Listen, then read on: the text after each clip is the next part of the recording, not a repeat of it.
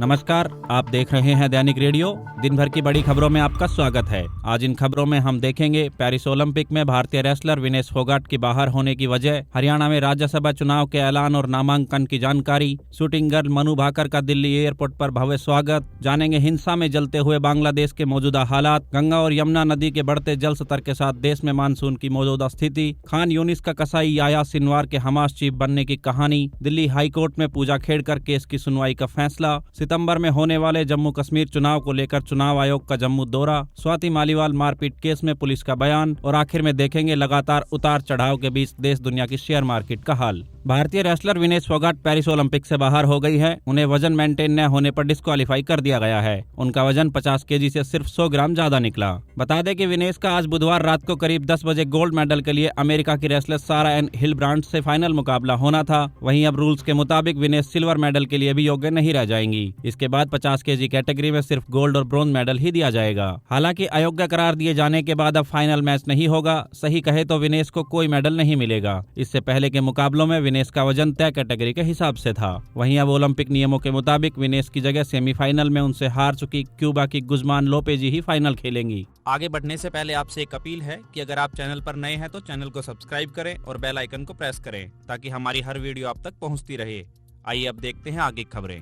भारतीय चुनाव आयोग ने हरियाणा में राज्यसभा इलेक्शन की घोषणा कर दी है। 3 सितंबर को राज्यसभा सीट के लिए वोट डाले जाएंगे। वहीं वोटिंग सुबह 9 बजे से शाम 4 बजे तक चलेगी और वोटिंग 8 घंटे के बाद उसी दिन रिजल्ट भी घोषित कर दिया जाएगा। बता दें कि नोटिफिकेशन के मुताबिक नॉमिनेशन की प्रक्रिया 14 अगस्त से शुरू होगी और उम्मीदवार 21 अगस्त तक नॉमिनेशन फाइल कर सकेंगे। साथ ही 27 अगस्त को प्रत्याशी अपना नाम वापस ले सकते हैं। बता दें कि हरियाणा में राज्यसभा के लिए 5 सीटें हैं। कांग्रेस के दीपेंद्र हुड्डा के लोकसभा सांसद बनने के बाद एक राज्यसभा सीट खाली हुई थी, जिस सीट पर राज्यसभा का कार्यकाल अप्रैल 2026 तक का है। चूँकि उनका शेष कार्यकाल 1 वर्ष से अधिक है, इसलिए भारतीय निर्वाचन आयोग इस सीट का उपचुनाव करा रहा है। आइए देखते हैं अगली खबर। हरियाणा के झज्जर की रहने वाली मनु भाकर पेरिस ओलंपिक में 2 ब्रोंज मेडल जीतकर देश वापस लौट आई है। मनु भाकर का स्वागत करने के लिए पिता राम किशन भाकर और मां सुमेधा भाकर दिल्ली एयरपोर्ट पहुंचे थे। मनु भाकर ने 10 मीटर पिस्टल शूटिंग और 10 metre mix event pistol shooting में ब्रोंज मेडल जीते हैं। हालांकि 25 मीटर पिस्टल शूटिंग में वह चौथे नंबर पर रही थी। वहीं दिल्ली एयरपोर्ट के बाहर आते ही मनु के माता पिता ने उन्हें गले से लगाया और उनका माथा चूमा। मनु के साथ उनके कोच जसपाल राणा का भी जोरदार स्वागत हुआ है। राणा पूरे मुकाबलों के दौरान मनु के साथ ही मौजूद रहे थे।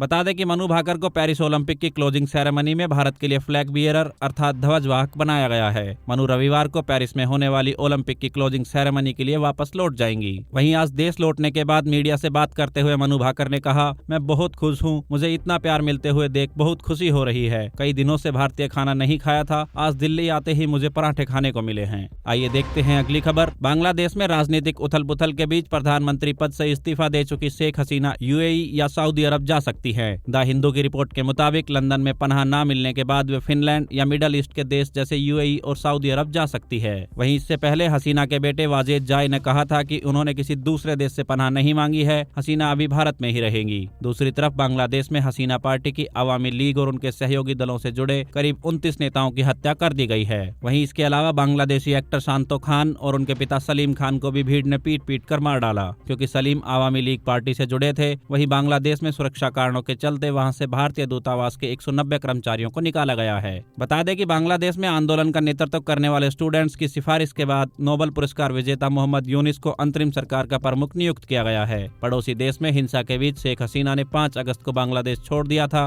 वह मिलिट्री एयरक्राफ्ट से भारत आई थी। फिलहाल उन्हें सेफ हाउस में रखा गया है।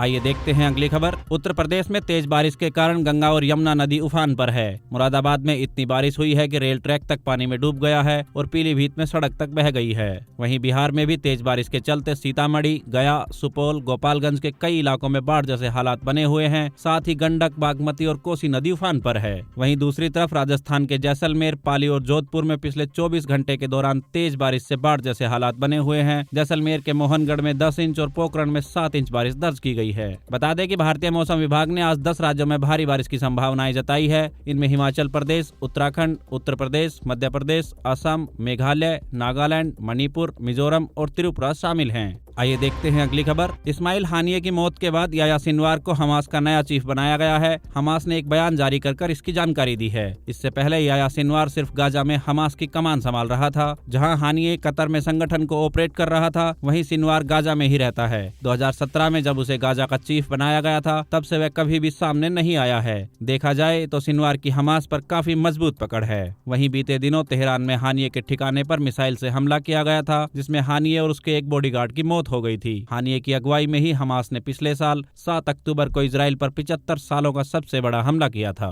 इसमें 1200 से अधिक लोगों की मौत हो गई थी। सिनवार उस हमले का मास्टरमाइंड था।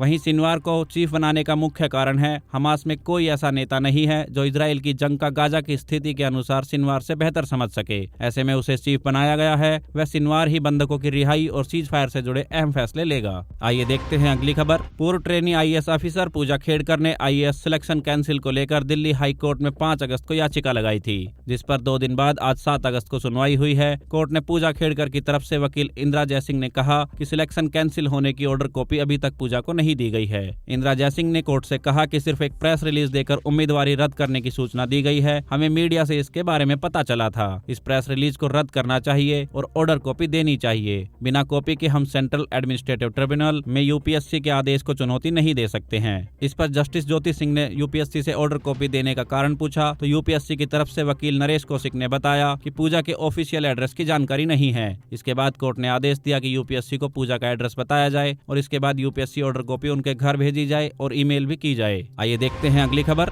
आगामी विधानसभा चुनाव को लेकर चुनाव आयोग 2 दिन का जम्मू कश्मीर का दौरा करेगा। प्रतिनिधिमंडल कल गुरुवार 8 अगस्त को श्रीनगर पहुंचेगा। सुबह 11:15 बजे इलेक्शन कमीशन की क्षेत्रीय और राष्ट्रीय पार्टियों के साथ मीटिंग होगी। उसके बाद पुलिस अधिकारियों के साथ बैठक होगी और इसके बाद 9 अगस्त को दोपहर 2:30 बजे इलेक्शन कमीशन एक प्रेस कॉन्फ्रेंस करेगा। वहीं इसी साल जून में चुनाव आयोग ने महाराष्ट्र, झारखंड, हरियाणा समेत जम्मू कश्मीर में वोटर लिस्ट अपडेट करने का आदेश जारी किया था। इस काम को पूरा करने के लिए 20 अगस्त तक की डेडलाइन दी गई थी। बता दें कि दिसंबर 2023 में सुप्रीम कोर्ट ने केंद्र शासित प्रदेश में 30 सितंबर 2024 तक चुनाव कराने के निर्देश दिए थे। साथ ही कोर्ट से कहा था कि जम्मू कश्मीर को राज्य का दर्जा भी जल्द वापस दिया जाए। आइए देखते हैं अगली खबर। आम आदमी पार्टी की राज्यसभा सांसद स्वाति मालीवाल मारपीट केस में पुलिस ने 16 जुलाई को 500 पन्नों की चार्जशीट दिल्ली हाई कोर्ट में पेश की थी। आज 7 अगस्त को इसकी डिटेल सामने आई है। चार्जशीट में पुलिस ने लिखा है, विभव कुमार ने स्वाति मालीवाल को 7 से 8 थप्पड़ मारे थे। मीडिया रिपोर्ट्स के मुताबिक चार्जशीट में लिखा है कि घटना के बाद विभव कुमार सीएम अरविंद केजरीवाल जी के साथ ही थे। वहीं आम आदमी पार्टी के नेता संजय सिंह और आतिशी ने शुरुआत में माना था कि स्वाति के साथ गलत व्यवहार हुआ है, लेकिन बाद में वे अपने बयान से पलट गए थे। साथ ही पुलिस ने यह भी आरोप लगाया है कि सीएम हाउस में क्राइम सीन के आसपास लगे सीसीटीवी के डीवीआर जब्त किए जाने से पहले कुछ फुटेज मीडिया में लीक किए गए थे। पुलिस ने कहा कि सीएम का वहां मौजूद होना, आप नेताओं का बयान बदलना और सीसीटीवी लीक होना, यह सब बड़ी साजिश की ओर संदेह पैदा करता है। और आखिर में अब बात करें शेयर मार्केट की।